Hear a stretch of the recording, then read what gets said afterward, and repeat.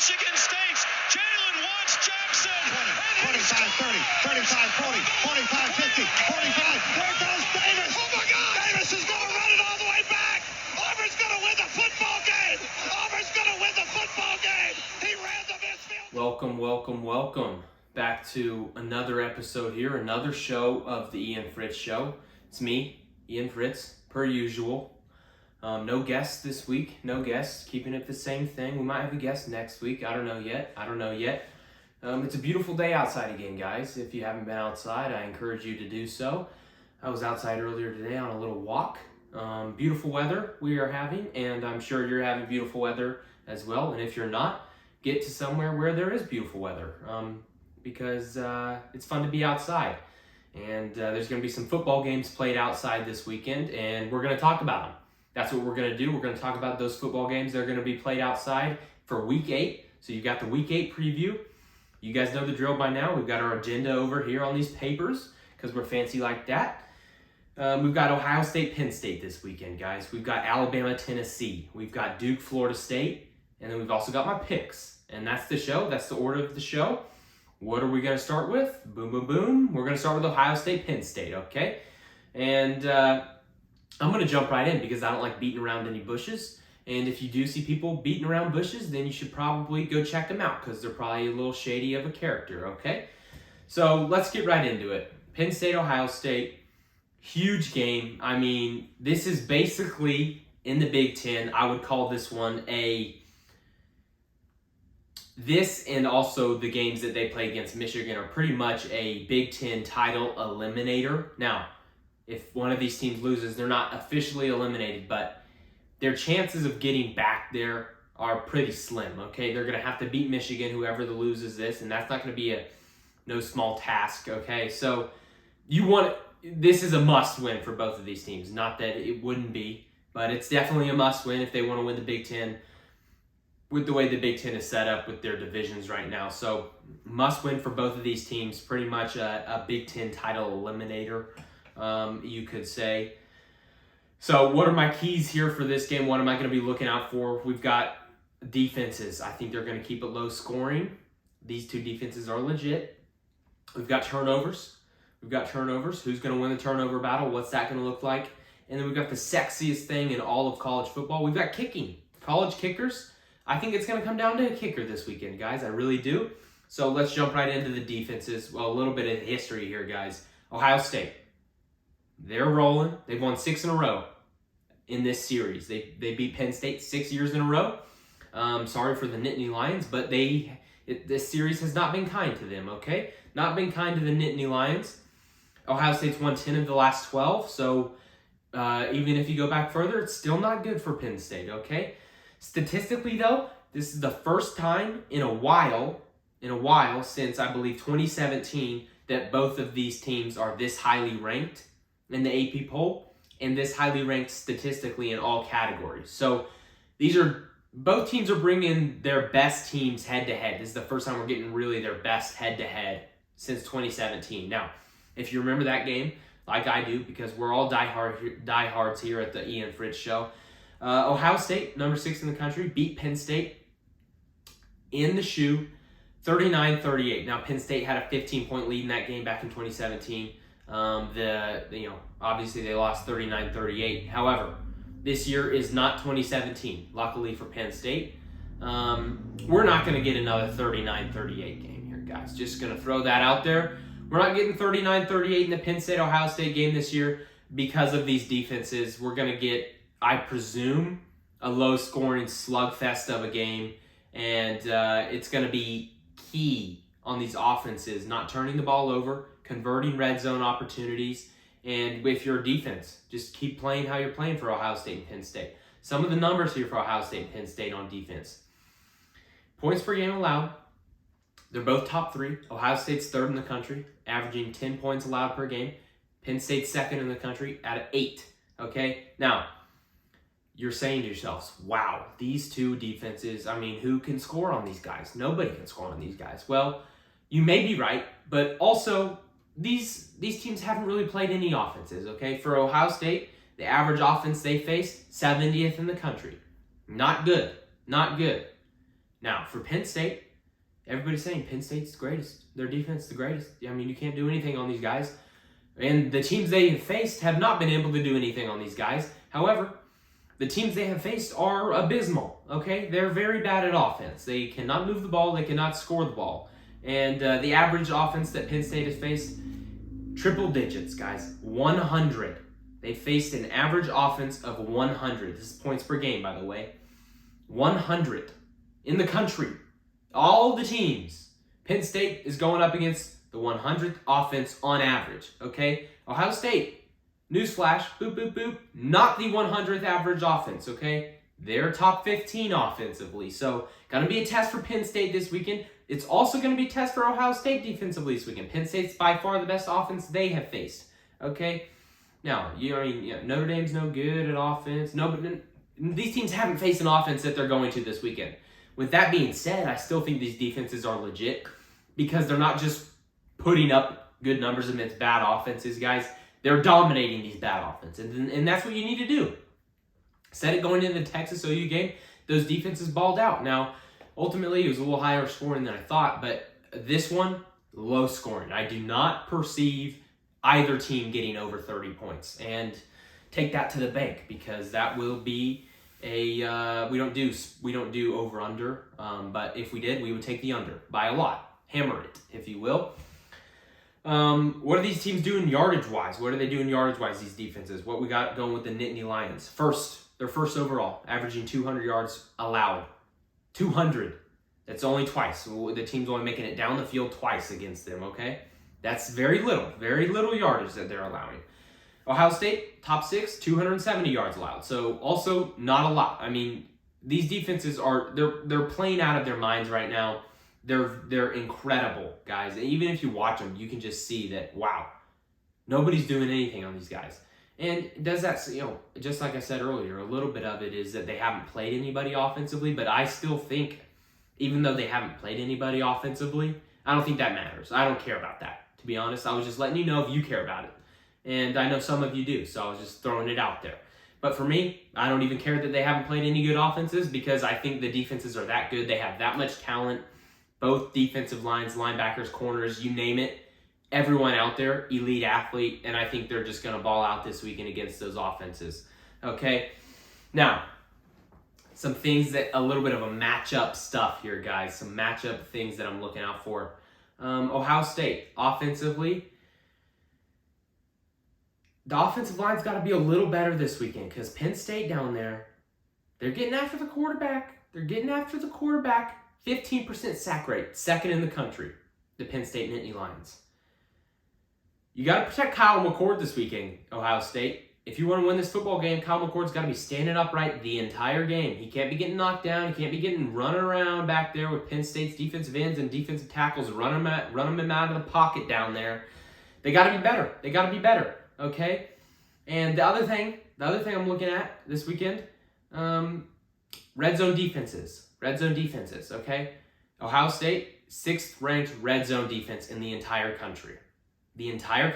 So when teams are getting down there in the red zone, inside the 20-yard line, Ohio State's only letting them score 67% of the time. 2 out of 3. Not very good. You want to be 85, 90. That's what the elite offenses are doing this year. 67, not good. And that's what Ohio State's doing. They're not allowing touchdowns, holding them to field goals, missing field goals, interceptions, fumbles. That's what they're doing. That's what Ohio State is doing when the other teams get in the red zone. It's impressive to watch.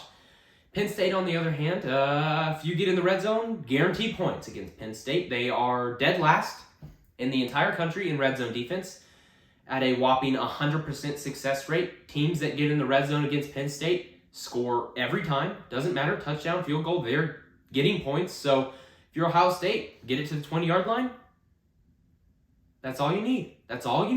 And you've guaranteed yourself some points, okay?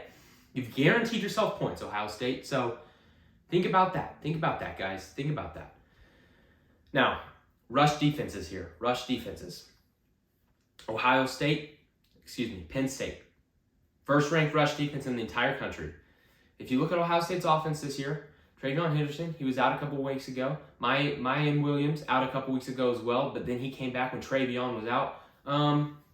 They have a couple big runs on the year. You remember the one against Notre Dame that Travion Henderson broke for about 64 yards. Other than that, guys, Ohio State's rushing offense is been pretty poor this year. They haven't done a lot, and they're going to need to do something this weekend. They're going to need to help Kyle McCord out, because if Penn State shuts down the run like they've done all year, it's going to be tough. It's going to be a tough day for Kyle McCord trying to throw the ball against that Penn State defense. Like I mentioned earlier, because of that sack percentage, Penn State getting after the quarterback the second highest rate in the entire country. So if Penn State locks down that rush offense from Ohio State, which they have the ability to do so. They've shown it all year.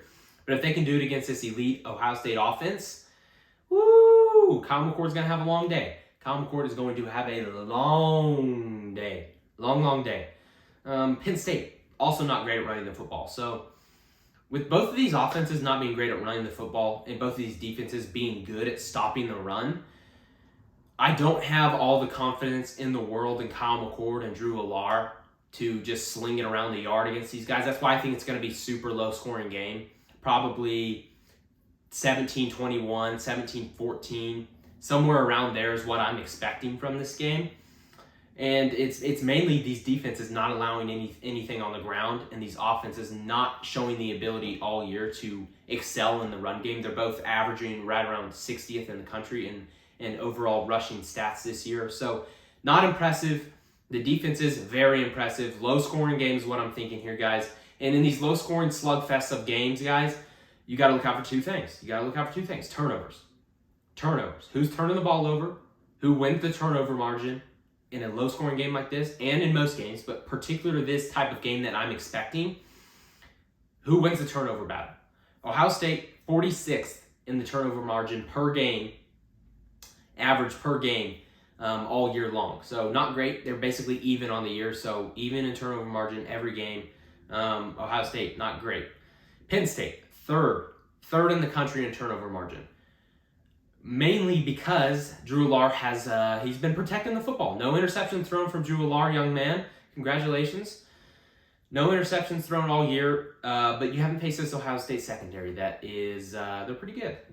They got some dudes back there. Burke, I believe is his name, cornerback for Ohio State. He's locked down, so Penn State's probably not going to throw his way. And if they do, I would expect an interception thrown. From Drew Allar this weekend. So, turnovers. Whoever turns the ball over more, I'm not expecting a lot of turnovers this weekend, but I'm expecting one. And whoever's team has that turnover, I think they lose. I think it's that simple. However, I think the game's going to come down to these kickers, guys. I think it's going to come down to the kickers, and I know kickers not sexy. It's not a sexy thing to talk about, but the Ian Fritts show just doesn't talk about the sexy things, guys. We don't talk about all the receivers and the running backs and the cornerbacks. We don't talk about all that every time. We get in the nitty-gritty. What's going to win you the football game? That's what we talk about here. And we pride ourselves on that. Here. Kicking. Ohio State. Best kicker in the country right now. Hasn't missed. Am I jinxing him? Maybe not. Knock on wood. Real wood right here. We've got the fancy desks here as well. Penn State. Got to talk about your kicker. 63% on the year. Now, if you're good at math, and which I am, and most of you are, and you don't even need to be good at math to know that 63% field goal is not good. Not good. Making 63% of your field goals, you don't want to be doing that in the college ranks. And the cliche college kickers. Well, Penn State's got one of those guys. Ohio State looking like they have an NFL caliber kicker over there. So I think it could come down to these kickers at the end of this game. I've gone back and forth on who I think is going to win this game. And I think the certified stud muffin, I think we may be giving it to a kicker this weekend. So Ohio State's kicker, officially on the watch list for certified stud muffin list. He could have a day where he just gets 5-6 field goals. I mean, it could be that type of a weekend, guys. So Ohio State's kicker on certified stud muffin watch list. But I've gone back and forth on picking this game. Penn State, they're getting 4 points. Ohio State's red zone defense not allowing anybody to score and being very good down there, and makes me want to pick Ohio State. Now, in a slugfest game like this, I've said that word, we're going to trademark it, slugfest. I think it's going to come down to the kicking. I really do. I think it's all going to come down to these legs that these guys have. And I don't know, maybe Penn State gets down there in the red zone, or Ohio State, good at keeping people out of the end zone. Maybe they get down there and Penn State have to kick a field goal, but they miss it. Maybe Penn State's kicker misses a shorty down there. Maybe that's how the game ends. He misses a 15-yard field goal. I don't know, 15 yards. Maybe he misses a 30-yarder from the 15-yard line. There we go. Maybe he misses a short one, and that's how Penn State loses this game. I don't know, but I think this game's going to come down to the kickers. And I know it's not sexy, but I'm going to take Ohio State to win the game because I think Penn State misses some kicks in this one. But I'm going to take Penn State to cover. I'm going to take the Nittany Lions to cover, Ohio State to win, though. That's Ohio State, Penn State, going to be a low-scoring slugfest of a matchup. These defenses, I think, are going to be the talk of the town after this weekend. And with that being said, we're going to go to another game that is just going to be another slugfest, guys. That's the theme this weekend for at least the games I'm talking about. Just slugfest season. That's the next game up. Here we go. Alabama, Tennessee. You heard it here first. Alabama, Tennessee. Got to take a sip here. We're back to the straw. I know it wasn't having a straw last time. And I missed it. Straws are better. Alabama, Tennessee. What am I looking for in this game? What can we watch for, Ian? That's what you asked me, and that's what I deliver to you. We've got number 1 on the agenda, Tennessee's rush offense, Bama's rush defense. Number 2, O-lines, both of them. Can they hold up against these elite pass rushers that both teams have? Yes, both teams have elite pass rushers, okay? And then Bama's deep ball. Are they going to be able to connect on some of those long balls from Jalen Milroe this weekend? That's what we've got. That's what to watch for. Now, let's talk about Tennessee's rush offense versus Bama's rush defense, okay? Tennessee's rush offense. Now, everybody, Josh Heupel, synonymous with throwing the ball around, scoring a lot of points.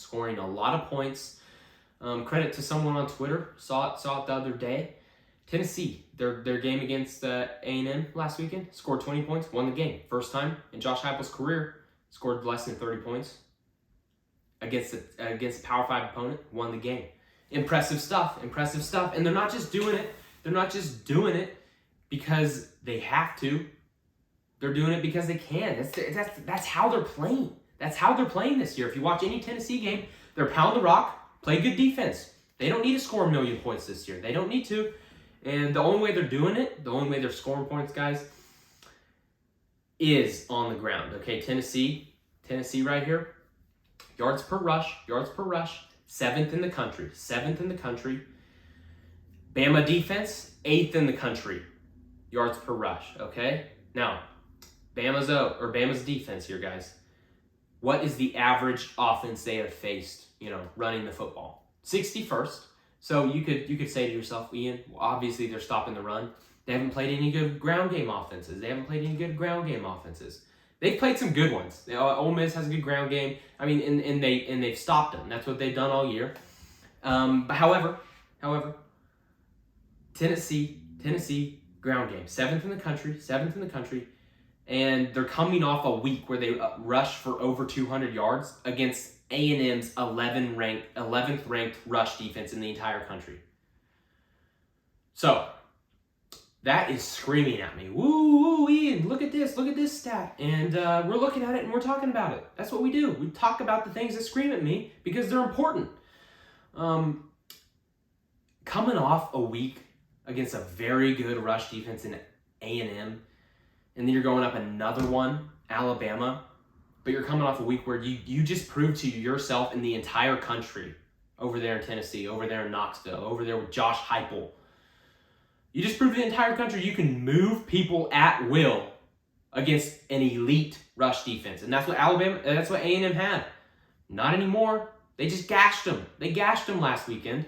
And they can very well do the same this weekend against Alabama. And if they do, they win the game. If they rush for over 200 yards against Alabama, I just don't see a feasible way where Alabama can win this football game, guys. Okay, so the rush offense from Tennessee, if they can move people off the ball like they did last week against A&M, I think they win this football game. So Bama's rush defense, they got to be solid this weekend like they've been all year. This is the best rush offense they have faced. Can they do it? Now, that leads us to both offensive lines. Both offensive lines, okay? Alabama, it's the story of their team really this year. Well, and the fact that their offense isn't great overall.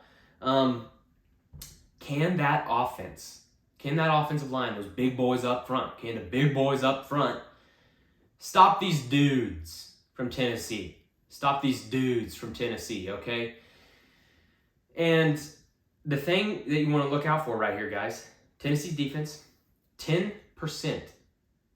sack rate in the entire country. That's 15th in the country. Alabama offensive line, 16% sack rate allowance, 130th in the country. And if you get in the triple digits in any stat category, you are not doing yourself a favor. You are not doing your team favor. So the big boys up front from Alabama, they need to step it up this weekend. And they don't have an easy task. Tennessee's shown all year that they can get after the quarterback and get after him fast, okay? So I want to look at that offensive line from Alabama against that defensive line from Tennessee. Whichever quarterback is on the ground more, they lose the game. They lose the football game. I don't care what else happens. Whoever has more sacks wins this football game. Whoever has more QB hurries wins this football game. Add them up, winner. Winner, chicken dinner in this football game, guys. Now, it's the same thing goes for Tennessee's offensive line versus Alabama's defensive line. Now, Tennessee faced a good defensive line last week at A&M, and they were able to handle them. Why? Because they just focused on the ground game. They were able to move them. They were able to get in their chest and move them. And that's what they did. Now, can they do it against Bama? Jury's still out. I'm still out. I don't really know yet. But Tennessee's offensive line has been better in pass protection than Alabama's offensive line. So I think Tennessee's going to have a better time protecting Milton back there. I think they're going to have a better time protecting him, and I think they're going to keep him up off the ground. I really do. I think they're going to keep him off the ground. That leads us into the last thing here, guys. The last thing I just said, Bama deep ball. Can Jalen Milroe get that ball down the field? That's basically Alabama's offense right now, guys. Alabama's offense all year is run it for a couple yards, throw it 80 yards down the field. Hopefully Jermaine Burton's down there and we'll get a touchdown. That's their offense, and then they rely on their defense to continue to make big plays, make stops, come up with turnovers, and that's how they win football games this year. That's their recipe. It's a gross recipe. I wouldn't necessarily want to be eating from that recipe, but that's how they're doing things this year, and that's how Nick Saban's having them run it, and it's concerning. Now, Tennessee, very good at keeping things in front of them in the pass game. Very good at, they're 10th in the country in yards per pass allowed, 6 yards per pass allowed, 10th in the country from Tennessee. So they're very good at keeping things in front. They're not allowing these long balls over the entire defense, letting people get behind them. That's not Tennessee right now. They're keeping things in front of them, and as long as they keep Jermaine Burton in front of them, they got a very, very good chance of winning this football game. Now, who's going to win this one? I know everybody wants to know. Ian, what do you think? Well, I just told you a whole bunch of stuff, and with that stuff, with that data, with that information, I'm going to pick it based on that, okay?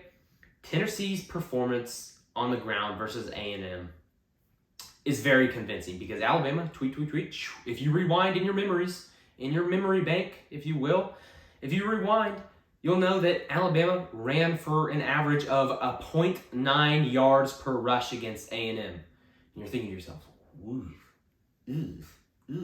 gross. Yeah, it is gross. It's very gross. Yeah, it makes me quease.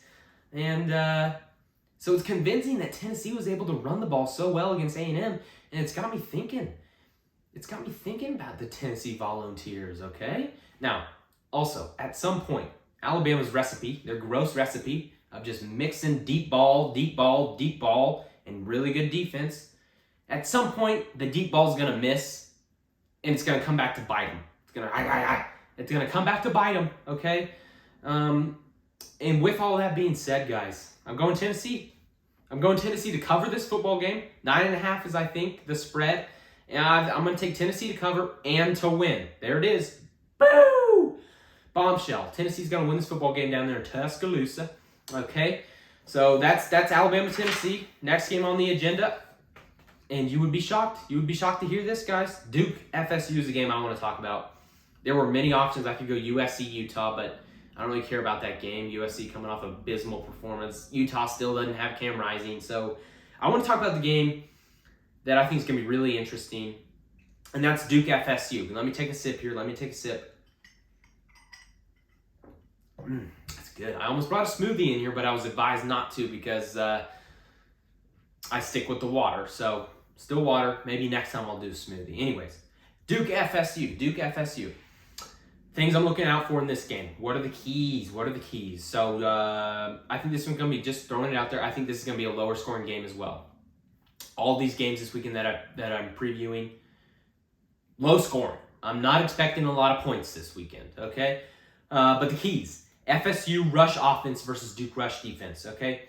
If you look at the numbers from these two teams, FSU, they're kind of just, they have a really good, I mean, they're putting up points, can't argue with that. But yardage-wise, yards per play-wise, the rush offense and the throwing offense, even the passing offense, is they're definitely higher tier in all of college football, right around 30, but they're really around 30th in the country in all of their overall categories for rushing and passing. So scoring offense, I believe they're 19th.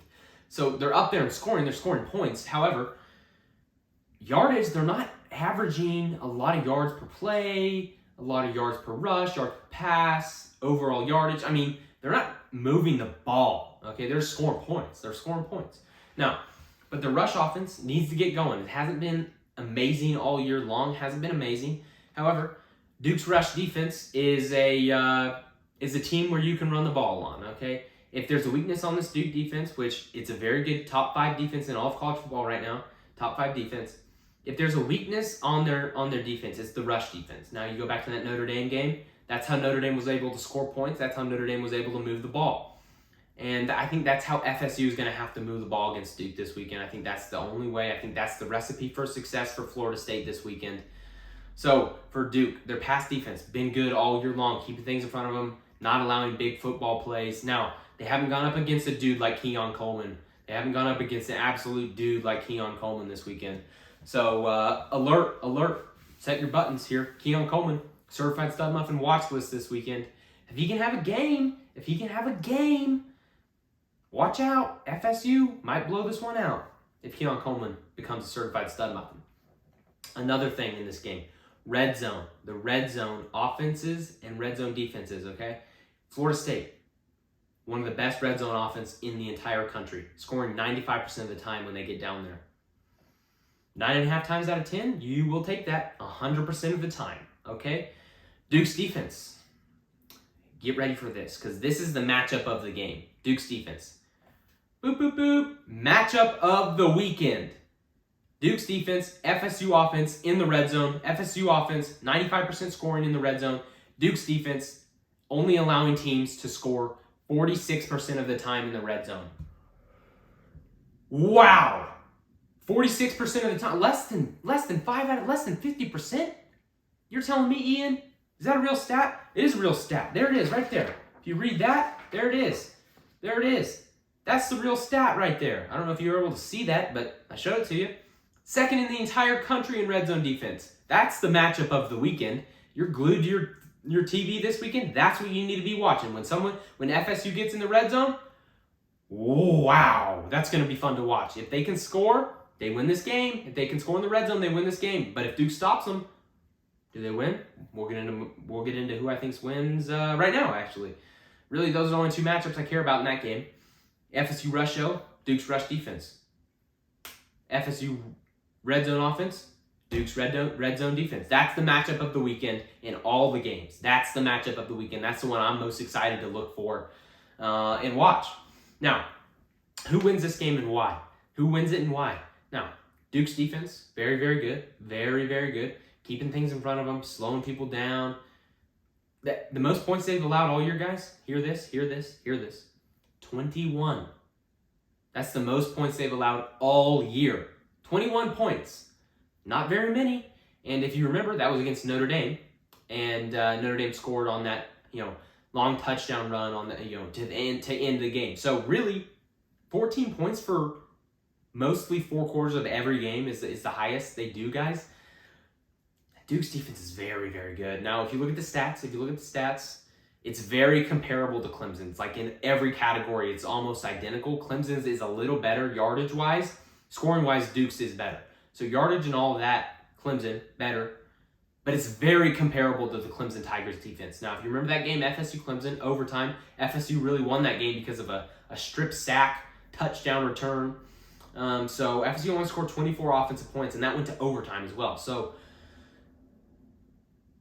if Clemson's defense can do that, I very much believe that Duke's defense can do the same. So again, boom, boom, boom. I expect a low-scoring game. With all that being said, I don't believe Riley Leonard is good to go this weekend. I don't believe he's going to play Duke's quarterback, so I think they're still rolling out their backup. With that being said, I like FSU to win the game. They're 14-point favorites as of now. I like FSU to win, but I'm picking Duke to cover. I want Duke to cover all day. I think this is another game it's maybe 17-14, 24-14, somewhere around there. I don't think FSU's getting to 30. I don't think Duke is getting to 30 as well. So another low-scoring game in this one. It would not shock me if FSU loses this weekend, guys. I know they're 14-point favorites. They're playing at home. Duke's a very disciplined football team, so I'm not expecting the crowd noise to force a lot of penalties for Duke right now. They're fourth in the country in that category, so I'm not expecting a lot of crowd noise to force penalties for Duke. So would not shock me if they win, but I'm picking FSU to win. I like Duke to cover. So that's the FSU-Duke game. That's all the games I want to talk about. Done with the papers. Let's get into the picks. Who do I have this weekend? Who do I have? Gotta take a sip before we roll right into the picks, okay? Overall record on the year, we are 61-51.5. Now, if you do the math on that, we're picking games successfully at about 55%. If you look around the country, that's pretty much where all the top guys are picking every year. So we're doing pretty well for ourselves. We're doing pretty well for ourselves here at the Ian Fritts Show. So some credibility here. Michigan at Michigan State. I wish I would have hopped on this one when it opened at -18, but that's not how the show works. We've got it at -24.5. I don't care. We're taking Michigan. Michigan State is might be one of the worst teams in the entire country. Ohio State, Penn State, you already know. Picking Ohio State to win, but I like Penn State to cover the -4, +4 for Penn State. Give it to me. Florida State, Duke. You just heard it here first. Florida State's going to win. Duke's going to cover. Washington, Arizona State. Okay, this is an interesting one. Washington coming off of a high from last weekend. Big time win against Oregon. They're back at home. Arizona State, Sun Devils, terrible football team. 26.5 is the line. I don't care. That's a lot of points. Coming off a high, I don't care. We're taking Washington. They're going to score points again, and I think they win by 30. Oklahoma, UCF, -19.5. OU coming off their bye. UCF, I believe, is getting their quarterback, John Rice Plumlee, back. Two-sport athlete down there. Congrats to you, man. That's impressive stuff, playing two sports. Not easy to do. Not everybody like me and you can do it, but credit to you and me.